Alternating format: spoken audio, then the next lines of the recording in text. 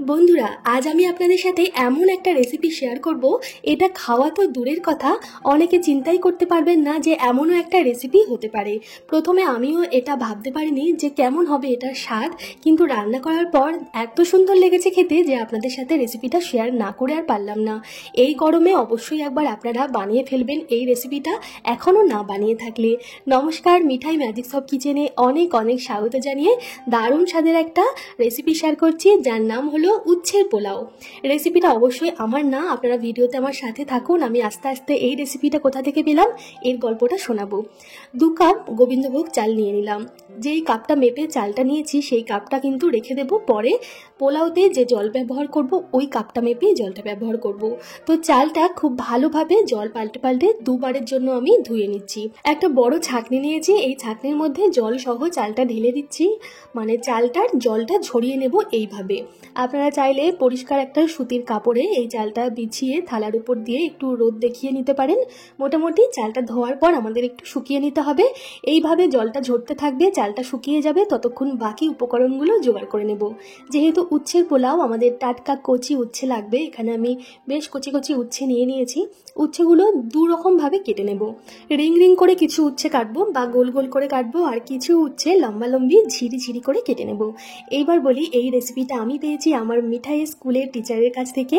তারও একটা ছোট্ট চ্যানেল আছে ক্রিয়েশন বাই আর এর নামে, যেখানে প্রচুর নতুনত্ব রেসিপি ম্যাম ট্রাই করে, শেয়ার করে, খুবই ভালো লাগে।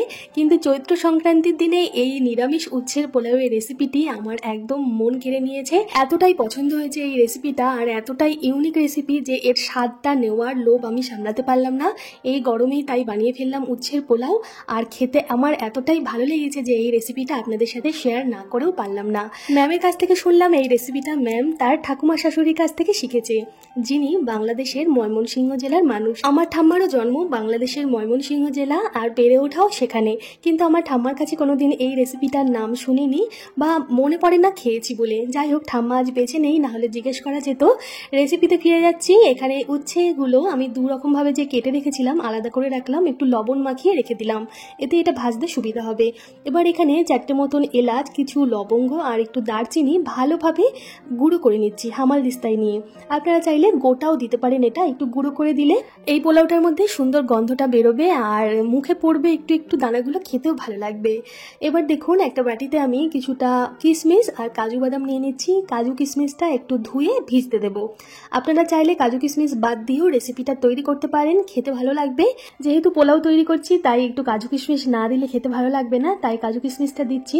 সব উপকরণ আমার তৈরি। চলে এলাম গ্যাসের কাছে, গ্যাসটা জ্বালিয়ে একটা পেতলের কড়াই বসিয়ে দিলাম। অনেকের প্রশ্ন এই পেতলের কড়াইটা নিয়ে। এই পেতলের কড়াইটা কিন্তু আমি অনলাইন কিনিনি, লোকাল মার্কেট থেকে কিনেছি। এর ওজন 1.5 কিলো মতন। আর বেশ ভালো লাগে আমার পেতলের কড়াইতে রান্নাবান্না করতে, বেশ পুরনো দিনের একটা ভাইবস আসে। আর এমনিও পেতলের হাঁড়ি কড়াইতে রান্না করা খাবার খাওয়াও বেশ ভালো শরীরের জন্য। তো দেখুন, কড়াইতে আমি 2 চামচ মতন ভেজিটেবল অয়েল গরম করে যে গোল গোল করে কেটে রেখেছিলাম উচ্ছেগুলো, সেই উচ্ছেগুলো দিয়ে দিলাম। লবণ তো আগে থেকেই মাখানো ছিল, তাই লবণ আর দিইনি। লবণ মাখানোর ফলে এটা ভাজতে সুবিধা হবে, তাড়াতাড়ি ভাজা হয়ে যাবে। আমি সামান্য হলুদ দিয়ে এটা ভেজে নিলাম। একটু কড়া করে উচ্ছেগুলো ভাজতে হবে, তাহলে কিন্তু পোলাওটা খুব বেশি তেতো হবে না। দেখুন, আমি বেশ কড়া করে লাল লাল করে উচ্ছেগুলো ভেজে গোল গোল করে রাখা উচ্ছেগুলো আগে তুলে নিলাম।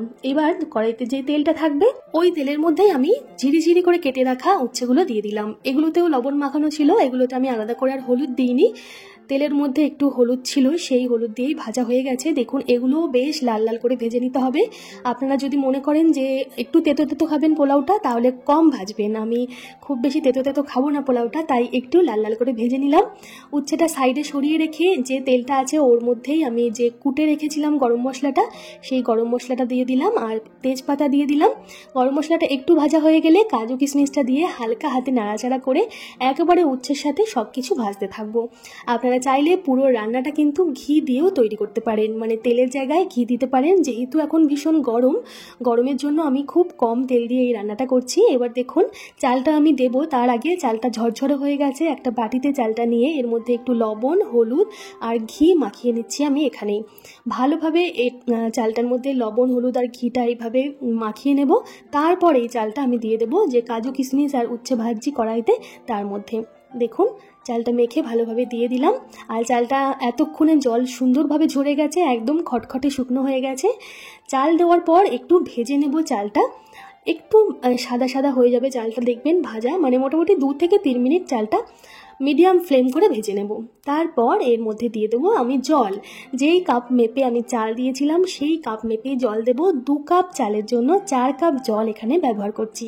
আর অবশ্যই জলটা আপনারা ঈষদুষ্ণ গরম ব্যবহার করতে পারলে খুবই ভালো হবে, রান্নার স্বাদটা বজায় থাকবে। তো 4 কাপ জল দিয়ে যখন ঝোলটা ফুটে উঠবে বা জলটা ফুটে উঠবে সেই সময় ঢাকা দিয়ে আঁচটা কমিয়ে রান্না হতে দেবো 10 মিনিটের জন্য।